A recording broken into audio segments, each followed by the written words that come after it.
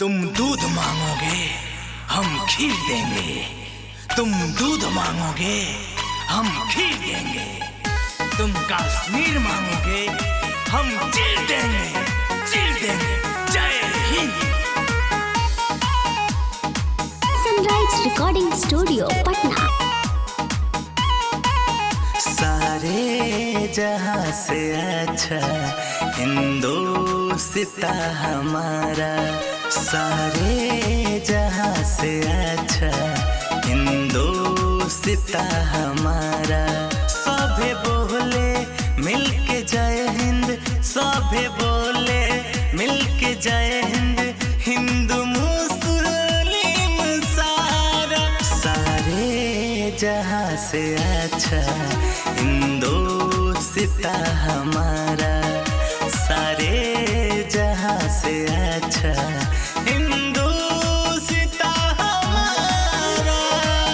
Sunrise recording studio Patna. सारे जहां से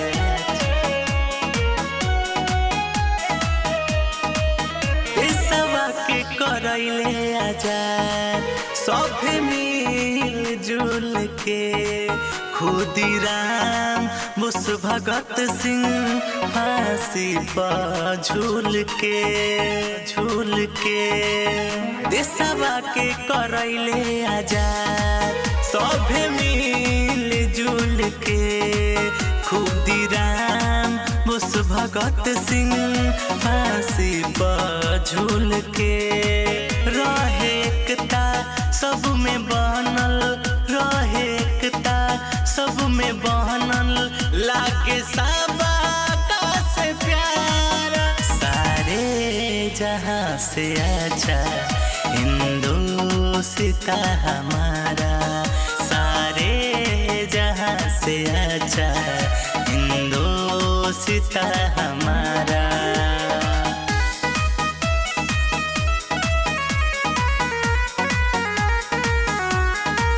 सारे जहां से